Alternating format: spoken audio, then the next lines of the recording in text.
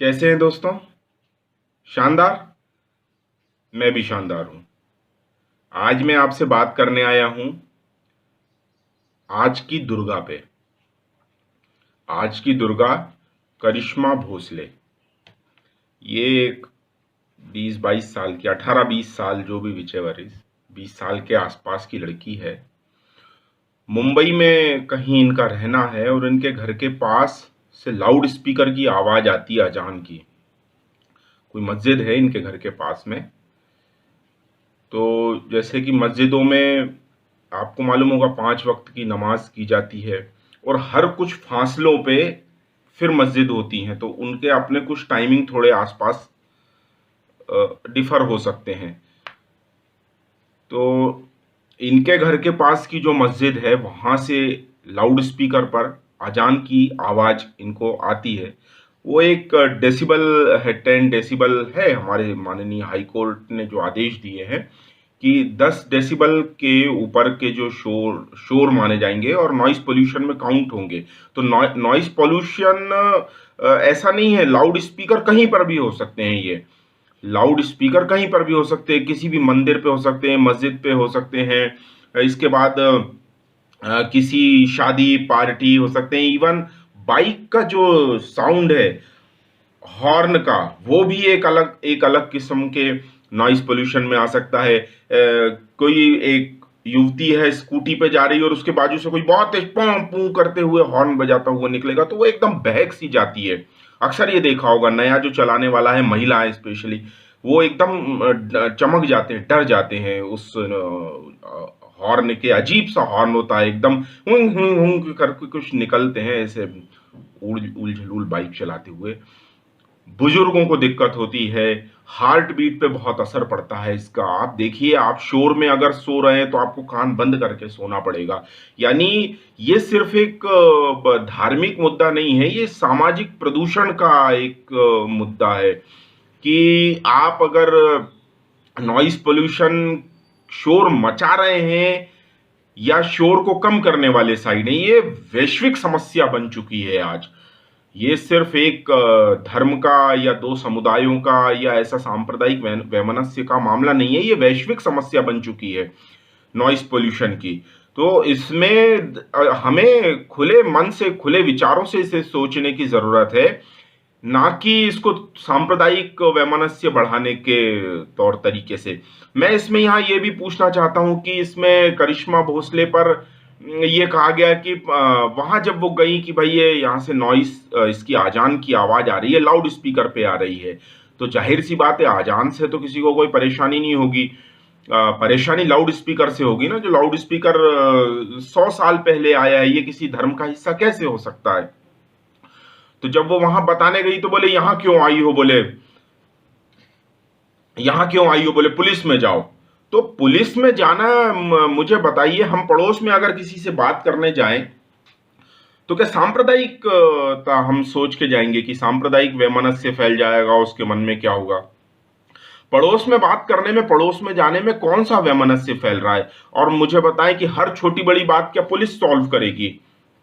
है ना। पुलिस में जाना नहीं जाना एक अलग बात है, पुलिस में हम जा सकते हैं, लेकिन केस इतना गंभीर हो तब तो हम जाएं पुलिस के पास। लेकिन अगर केस ऐसा गंभीर नहीं है, साधारण बातचीत ही है कि भाई नॉइस पोल्यूशन हो रहा है, किसी के घर में डीजे बज रहा है या किसी के घर में शोर तेजी का हो रहा है, तो हम जाके ही कहेंगे ना। ऐसा तो है नहीं कि पुलिस में सीधे जाएंगे। ये एक ये बात हो गई, एक सांप्रदायिक एक सद्भाव के लिए कि हम जहां से परेशानी आ रही है सीधे वहां जाके बात करें।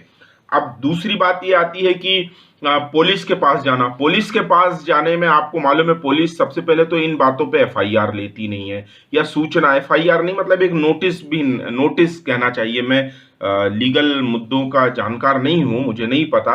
विद्वान जो कानून के विद्वान है वो इस चीज में ज्यादा अच्छी समझ रख सकते हैं। मैं तो एक साधारण नागरिक होने के नाते मैं ये बात कर रहा हूं कि भारत हमारा संविधान के अनुसार चलने वाला देश है। हम 1947 में भी धर्म के आधार पर बांट दिए गए। पाकिस्तान जो इस्लाम के नाम पे मतलब वहाबिज्म के नाम से जो पंजाब में पागलपन हुआ, बंगाल में पागलपन हुआ, वो सब हम भारत में नहीं कर पाएंगे ना। भारत में अब ये सब चीजें क्यों हम करें? एक संविधान है, हमें अपने अपने अपने जो वैचारिक तौर तरीके के आधार पर हमें अपने धार्मिक मान्यताओं की पूरी आजादी है, लेकिन वो आजादी एक कर्तव्य के अनुसार आएगी। ऐसा नहीं है कि हम अपनी धार्मिक आजादी का गलत फायदा उठाएं। अब वहां ये बताया गया कि बोले यहां क्यों आई हो, बोले यहां क्यों आई हो, तो मेरा ये मतलब है कि क्या किसी ऐसी जगह पे किसी व्यक्ति का जाना क्या एक बहुत गंभीर अपराध हो सकता है क्या? कि यहां आना आना ही अपराध है क्या? यहाँ ये हमारे लिए है या ये तुम्हारे लिए नहीं है, या तुम यहाँ नहीं आ सकते हो या ये हम यहाँ नहीं आ सकते, ये इस तरह की बात की जाना ठीक बात नहीं है। तो वो जो मौलवी है वो तो वहां आए नहीं, अंदर ही बैठे रहे, वो लुंगी लपेट के, टोपी लगा के अंदर ही बैठे रहे, और वहां फिर किन्हीं क्या कहना चाहिए वैसे, गुंडों के हवाले छोड़ दिया, जिन्हें बात करने की तमीज नहीं है। 20 साल की लड़की से कैसे बात की जाती है, कोई तमीज नहीं है। वो कोई लड़ने तो आई नहीं है आपके पास घोड़े पे तलवार लेके, साधारण सी बात करने आई है। गुंडे बिल्कुल आने लगे। फिर ये भी लगता है ना कि मॉब लिंचिंग भी हो सकती है वहां पर। इस तरह से गुंडागर्दी वाली बातें आप करेंगे तो मॉब लिंचिंग का भी डर है। एक लड़की के साथ क्या क्या नहीं हो सकता भाई, क्या हुआ नहीं है क्या इसके पहले? तो सारी चीजें ध्यान में रखने वहां पर पहले, फिर इनके बाद ये गुंडों के बाद वहां बुरके वाली आई धमकाने के लिए, ठीक है। फिर बिना बुरके वाली आई। तो वहां दो बातें हैं कि बुरके में आप कैसे कहते हैं शील महिला का शील ढांकने के लिए बुर्का जरूरी है, ठीक बात है। तो शब्दों से भी तो शील होना चाहिए ना। बुर्का पहनने के बाद क्या आप किसी के ऊपर कैसे हावी हो सकते हैं क्या? फिर एक उस 20 वर्ष की युवती से दुगनी उम्र की भी और दुगनी वजन की उसके ऊपर आके चढ़ के ऐसे बात करने लगी बिना बुर्के वाली। तो ये सब चीजें विरोधाभासी है ना। विरोधाभासी चीजें आप कैसे यहाँ पर समाज में आप डाल सकते हैं? ये सब चीजें ठीक बात नहीं है। और फिर ये कहा जाता है, उसे करिश्मा को ये बोला गया कि बोले तुम्हें यहाँ सहन नहीं हो रहा तो तुम घर छोड़ के चली जाओ। अरे भाई, घर छोड़ के हम अफगानिस्तान छोड़ दिया, पंजाब छोड़ दिया, सिंध छोड़ दिया, उधर पूर्व में बंगाल छोड़ दिया, हाँ, Balochistan, some part of Iran, भाई कहाँ कहाँ से भागेंगे हम? फिर तो बस ये बचा है कि भारत के जो हिंदू हैं वो बस हिंद महासागर में चले जाएं, समाधि ले लें अपनी। तो ये चीज तो टॉलरेट करने वाली नहीं है ना। एक वन वे ट्रैफिक कैसे चलेगा? यदि सौहार्द हमें लाना है तो वन वे ट्रैफिक तो नहीं चल पाएगा ना। कैसे चल पाएगा वन वे ट्रैफिक? तो यहां मेरी सभी लोगों से मेरी ये गुजारिश है, एक विनय है, अनुनय है कि इस तरह की गुंडागर्दी समाज में ना फैलाएं। जो जिम्मेदार व्यक्ति हैं उन्हें आगे आना चाहिए, गलत बात को गलत कहने का साहस होना चाहिए। भाई अब कुछ लोग ये कहते हैं कि बोले तुम्हारे नवरात्रि में भी तो डीजे बजते हैं, तो भाई वहां जाके विरोध कीजिए ना। आपको अगर वहां परेशानी है, अगर आपके घर के पास इस तरह की समस्या आ रही, तो आप वहां जाके विरोध कीजिए। और जो नहीं मान रहा है या जो गुंडई के तरीकों में आ रहा है, वहां आप उसमें लीगल एक्शन लीजिए कि भाई यहां पर ये इस तरह से किया जा रहा है, या बिना परमिशन के या ऑफ द टाइमिंग के अलग हटके यहां पर इस तरह से लाउड स्पीकर बजाए जा रहे हैं। अच्छा, लाउड स्पीकर से मैं ये बताऊं कि आजान धर्म का हिस्सा हो सकती है, लेकिन लाउड स्पीकर धर्म का हिस्सा नहीं है। 100 साल पहले जो लाउड स्पीकर आए हैं वो कैसे धर्म का हिस्सा हो सकते हैं?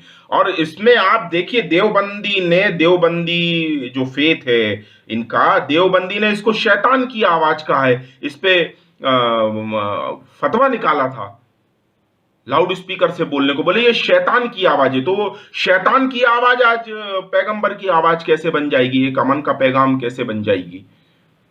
सोचने की बात है ना। जो चीज एक समय फतवा दिया था, शैतान की आवाज बताई गई थी, और शैतान की आवाज तो है ही है भाई। लाउड स्पीकर एक कानों के, हमारी ये इंसानों की, ह्यूमन बीइंग की एक कैपेसिटी होती है भाई। सुनने की एक क्षमता होती है हमारी कि हम कितना डेसिबल साउंड सुन सकते हैं। उसके ऊपर की आवाज, जो जो डेसिबल हम साउंड सुन सकते हैं वो सब संगीत है, और उसके ऊपर की जो आवाजें हैं वो सब शोर है। तो ये हमें ना ऐसी छोटी सोच के साथ काम नहीं करना है कि यहाँ क्यों आए, पुलिस में जाओ, यहाँ तकलीफ है तो यहाँ से घर छोड़ के चले जाओ। ये इस तरह की बात ठीक नहीं है, ये बिल्कुल सहन नहीं किया जाएगा इस तरह की बातों को। तो ठीक है, मैं आज यहाँ पे वीडियो वाइंड अप करता हूँ इस बात पे। सिर्फ मेरा यही कहना है कि जितने भी हमारे यहाँ करणी सेना है, हिंदुत्ववादी है, बजरंग दल है, ये सारे किसी का विरोध नहीं कर रहे हैं भाई। सिर्फ आप ग्राउंड पर भी आइए और ऐसी जो हमारी दुर्गा हैं, करिश्मा भोसले जैसी, इनका सपोर्ट ग्राउंड पे उतर के कीजिए। इनकी सुरक्षा भी बहुत जरूरी है भाई। ऐसा ना हो कि घर में महिलाओं का परिवार हो और वो अकेला महसूस करे। 20 वर्ष की एक युवती है तो उसकी मां भी कितनी उम्र होगी, 40-45 साल उम्र होगी, कोई बहुत बुजुर्ग नहीं हो सकती, या जो भी हो, मैं उम्र का नहीं कह रहा हूं। मैं ये कह रहा हूं कि महिलाओं की सुरक्षा भी बहुत जरूरी है। दुर्गा वाहिनी है, कितने जो सारे जमीन कागज पे है या जमीन पे है, वो जो सारे हैं वो सब जमीन पे आए। आप इनकी सुरक्षा का ध्यान रखें, इनकी सुरक्षा बहुत जरूरी होती है। क्योंकि गुंडई, देखिए, जब इस तरह की गुंडई होती है तो आप इस पे सौहार्द नहीं बना सकते हैं। गुंडई का जवाब गुंडई से ही दिया जा सकता है। आप कैसे इनसे लड़ पाओगे जो खुले तौर पे धमकियां दे रहा है। वहीं महाराष्ट्र में राज ठाकरे हैं, मनसे वाले, ये सब लोगों को थोड़ा संज्ञान लेना चाहिए भाई कि एक व्यक्ति अकेला कैसे महसूस, हम अपने व्यक्ति को कैसे अकेला छोड़ सकते हैं हम। ये तो बिल्कुल ठीक नहीं है ना। सभी लोगों को, देखिए, गलत बात के लिए मैं कह रहा हूं, गलत बात के लिए मैं कह रहा हूं, गलत बात का विरोध होना जरूरी है। गलत बात अगर एक व्यक्ति की तरफ से गलत बात कर रही तो एक व्यक्ति आए, 2 व्यक्ति हैं तो 2 व्यक्ति आए विरोध करने, 4 व्यक्ति, 8 व्यक्ति, 10 व्यक्ति, 20 व्यक्ति, 50 है, 150 लोग हैं भाई। 150 लोग अगर एक साथ गलत बात करने लग जाएंगे तो उनका जवाब देने के लिए 150 लोगों को आना पड़ेगा भाई। हर चीज का समाधान कोर्ट में या पुलिस में ही तो नहीं है। पुलिस में जाएंगे लेकिन वो सेकेंडरी मैटर होता है। सांप्रदायिक सौहार्द बनाने के लिए आपको ग्राउंड पे रियलिटी होना जरूरी है। ग्राउंड की रियलिटी को आप जाने बिना ये सब कैसे कर सकते हैं। ठीक है दोस्तों, वीडियो लंबा ना हो तो मैं यहीं अपनी बात खत्म करूंगा। भारत माता की जय बोलूंगा, और इसी तरह से हम विरोध के लिए, गलत बातों का विरोध करें हम। ठीक है, जय दुर्गा मैं बोलूंगा। और आज की झांसी की रानी दुर्गा जो करिश्मा भोसले हैं, उनकी सुरक्षा की भी मैं चिंता करता हूं, और वहां के लोग उनकी सुरक्षा की जिम्मेदारी लें। जय हिंद।